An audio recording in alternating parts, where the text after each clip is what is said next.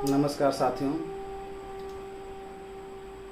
मैं डॉक्टर दिनेश पाल, assistant professor Jayaprakash विश्वविद्यालय Chhapra, NMOPS Saran जिला इकाई के जिलाध्यक्ष के रूप में पुरानी पेंशन की लड़ाई में पूरी सक्रियता के साथ संघर्षरत हूँ। आप सभी के सूचनार्थ बता दूँ कि दिनांक 15/5/2022 अर्थात 15 मई 2022 को रविवार के दिन NMOPS की बिहार राज्य इकाई के तत्वाधान में राज्य स्तरीय कार्यशाला का आयोजन किया गया। कार्यशाला में ही राष्ट्रीय अध्यक्ष विजय कुमार बंधु जी के हाथों सदस्यता अभियान की भी शुरुआत की गई और आज बिहार के सभी जिलों में NMOPS के सदस्य बनाए जा रहे हैं। कार्यशाला पर प्रकाश डालें कि इससे पहले OPS और NPS में आपको अंतर बता दूं। OPS में पेंशन के लिए वेतन से कोई कटौती नहीं होती है। NPS में पेंशन के लिए वेतन में 10% बेसिक प्लस DA की कटौती होती है। OPS में GPF सुविधा उपलब्ध है, NPS में GPF सुविधा उपलब्ध नहीं है। OPS एक सुरक्षित पेंशन योजना है, NPS शेयर बाजार आधारित असुरक्षित योजना है। OPS में रिटायरमेंट के समय निश्चित पेंशन जो अंतिम मूल वेतन के 50% की गारंटी है। NPS में रिटायरमेंट के समय निश्चित पेंशन की गारंटी नहीं है। OPS पर 6 माह बाद मिलने वाला महंगाई भत्ता अर्थात DA लागू होता है। NPS पर 6 माह बाद मिलने वाला महंगाई भत्ता DA लागू नहीं होता है। OPS के अंतर्गत प्राप्त पेंशन पर हर 10 वर्ष पश्चात वेतन आयोग का लाभ प्राप्त होता है। NPS में इसके अंतर्गत प्राप्त पेंशन पर हर 10 वर्ष पश्चात वेतन आयोग का लाभ प्राप्त नहीं होता है। OPS में सेवा के दौरान मृत्यु होने के बाद फैमिली पेंशन का प्रावधान है। NPS में सेवा के दौरान मृत्यु होने के बाद फैमिली पेंशन का अस्थायी प्रावधान है। OPS में सरकार द्वारा ट्रेजरी के माध्यम से भुगतान किया जाता है। NPS में शेयर बाजार के आधार पर भुगतान किया जाता है।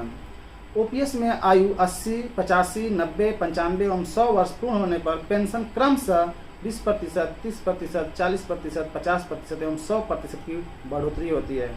NPS में इस तरह का कोई प्रावधान नहीं है। OPS में रिटायरमेंट के समय GPF फंड से किसी प्रकार का इन्वेस्टमेंट पेंशन के लिए नहीं करना पड़ता है।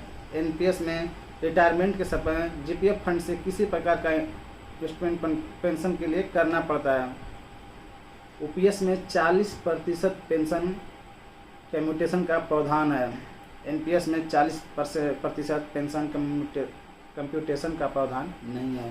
तो यह रहा आपके पुरानी पेंशन और न्यू जिसे नेशनल पेंशन कहा जा रहा है के बीच का अंतर, यानी OPS और NPS में यह अंतर रहा। अब हम आते हैं 15 मई के जो पटना में कार्यक्रम हुआ उसका संक्षिप्त प्रतिवेदन लेकर कि उसमें क्या हुआ, क्या रहा, कहा हमारे राष्ट्रीय अध्यक्ष विजय कुमार बंधु जी ने, जिन्हें हम पुरानी पेंशन की लड़ाई के लिए लड़ने के लिए उन्हें हम पेंशन पुरुष के रूप में जानते हैं और हम कहते हैं।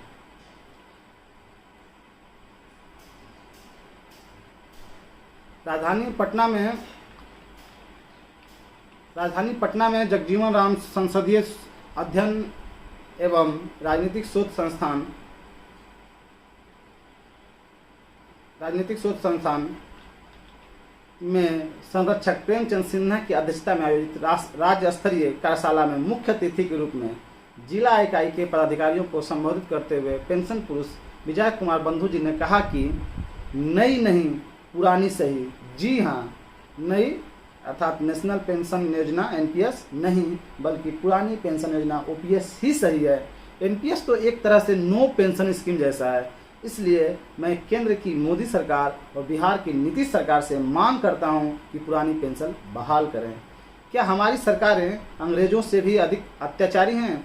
अंग्रेजों ने मुगल शासक बहादुर शाह जफर का सब कुछ छीनने तथा रंगून जेल में डालने के बाद भी पेंशन की व्यवस्था किया था, क्योंकि पेंशन जिंदगी के बुरे दौर का सहारा है। हम पेंशन को नहीं छोड़ेंगे क्योंकि पेंशन के बिना बुढ़ापा टूट जाएगा। आगे कहा कि जिसके शासन में कभी सूर्यास्त नहीं होता था, उनको भी हमारे देशवासियों ने यहाँ की सत्ता से उखाड़ फेंका, तो फिर आज की सरकारें क्या चीज़ हैं। सरकार को तो हमें ही चुनना होता है, जब चाहें हम सब मिलकर किनारे लगा सकते हैं। बिहार की धरती क्रांति की धरती है ही है। यहाँ लोकनायक जयप्रकाश नारायण ने संपूर्ण क्रांति करके पूरे देश को दिखा दिया है कि लोकतंत्र में कोई कितना भी अहंकारी हो, जनता उन्हें सत्ता से विमुख कर सकती है। राष्ट्रीय अध्यक्ष ने यह भी कहा कि बिहार यूपी देश का सबसे युवा राज्य है, इसलिए इन दोनों राज्यों से देश को अधिक उम्मीदें हैं। बिहार में साइमन कमीशन का विरोध करते हुए लोगों ने कहा था, साथियों सवेरा हुआ साइमन भगाने का बेरा हुआ। अब हम लोग को कहना होगा कि जवानों सवेरा हुआ एनपीएस भगाने का बेरा हुआ। उन्होंने एक कविता लिखा था पुरानी पेंशन को लेकर बिहार पर केंद्रित, जिसकी आपको शुरुआत की 4 पंक्तियां मैं सुना रहा हूँ। आंदोलन की धरा बिहार पूरा देश रहा निहार, आंदोलन की धरा बिहार पूरा देश रहा निहार, अब तो कुछ ऐसा करो विचार, पुरानी पेंशन का हो बहार, पुरानी पेंशन का हो बहार। बंधु जी ने स्वरचित कविता की उपयुक्त पंक्तियों के माध्यम से बिहार के युवाओं को ललकारते हुए मंच से घोषणा किया कि बिहार में 1 सितंबर 2005 से ओपीएस हटाकर एनपीएस लागू किया गया है, इसलिए बिहार में 1 सितंबर को काला दिवस मनाया जाएगा। सभी शिक्षक, कर्मचारी एवं पदाधिकारी काली पट्टी बांधकर विरोध दर्ज कराएंगे। उत्तर प्रदेश में 1 अप्रैल 2004 को एनपीएस लागू कर हम लोग को मूर्ख बनाया गया, इसलिए यूपी में 1 अप्रैल को काला दिवस मनाया जाता है। हिमाचल प्रदेश में एनएमओपीएस के साथ ही 15 मई को काला दिवस मना रहे हैं, क्योंकि आज ही के दिन यानी 15 मई के दिन 2003 में हिमाचल प्रदेश में एनपीएस को लागू किया गया। हिमाचल प्रदेश इकलौता ऐसा राज्य है जो केंद्र सरकार से पहले एनपीएस को लागू किया है। केंद्रीय कर्मचारियों के लिए 1 जनवरी 2004 से एनपीएस को लागू किया गया है। एनपीएस आज़ाद भारत का पहला ऐसा कानून व अधिनियम है जिसे लगातार 10 सालों तक अध्यादेश के सहारे लागू रखा गया। 2003 ईस्वी में अटल जी की सरकार ने पहला अध्यादेश लाई थी तथा 2013 में मनमोहन सरकार ने इस पर मुहर लगाई। उस समय तृणमूल कांग्रेस और वामपंथी पार्टियों ने इसका विरोध किया था। खैर, कांग्रेस की सरकार ने समय की नज़ाकत को देखते हुए राजस्थान और छत्तीसगढ़ के राज्य कर्मचारियों के लिए पुरानी पेंशन योजना बहाल कर दी है। राष्ट्रीय अध्यक्ष ने आगे यह भी कहा कि पीएफआरडीए ने राजस्थान के एनपीएस कर्मियों का पैसा लौटाने से मना कर दिया है। जरा सोचिए, जो कंपनी सरकार को पैसा लौटाने से मना कर सकती है वह हमें तो कभी भी मना कर सकती है। हम बुढ़ापे में कंपनी से कितना लड़ेंगे और कहाँ कहाँ चक्कर काटेंगे। बहरहाल कंपनी द्वारा यह जुर्रत केंद्र सरकार के सह पर किया जा रहा है। मुख्य अतिथि ने पुरानी पेंशन के संघर्ष में शहादत देने वाले साथियों को याद करते हुए कहा कि उन शहीदों के माता पिता आज भी फोन करते हैं तो कहते हैं कि विजय बंधु मशाल को जलाए रखना। बेटे की शहादत बेकार नहीं जानी चाहिए। उन्हें सभी को सचेत करते हुए कहा कि अगर हम यह लड़ाई नहीं जीतते हैं तो बुढ़ापे में हम सब वृद्धाश्रम में मिलेंगे। इसलिए हमें कोई नेता कितना भी पसंद हो, यदि वह पुरानी पेंशन की बात नहीं करता है तो हम उसकी बात नहीं करेंगे। जो हमारी बात करेगा हम उसी की बात करेंगे। हम अपने देश के अर्धसैनिक बलों के लिए भी बोलना है। हमें अपने देश के जो अर्धसैनिक बल हैं, जो सीमा पे और जो देश के रक्षा में तैनात हैं, उनके लिए भी हमें बोलना पड़ेगा, क्योंकि वो गोली चला सकते हैं पर अपनी बोली नहीं। उन्हें किसी आंदोलन में बोलने का, भाग लेने का अधिकार नहीं होता है। इसलिए मेरी मांग है कि हम लोगों को पुरानी पेंशन भले ही बाद में मिले, लेकिन अर्धसैनिक बल के साथियों को तत्काल मिलनी चाहिए। राष्ट्रीय अध्यक्ष ने कहा कि एनपीएस और निजीकरण एक है। एनपीएस निजीकरण का पहला नमूना है। निजीकरण मध्यम तथा निम्न वर्ग के साथ अमीरों का षड्यंत्र है। जरा सोचिए कि सरकारी कंपनियां यदि घाटे में हैं तो उन्हें व्यापारी खरीद क्यों रहे हैं।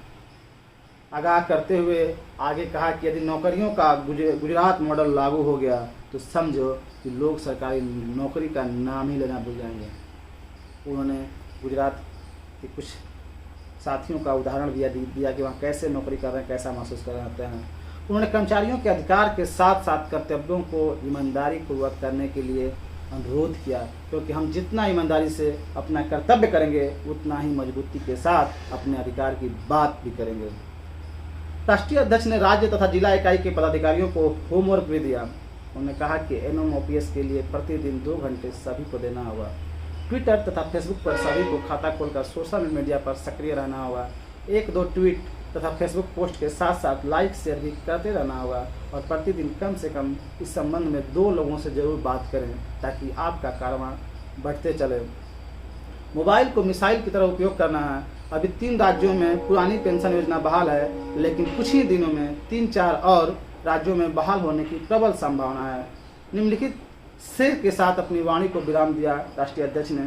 शेर है, हक और इंसाफ की बेखौफ हिमाकत की है।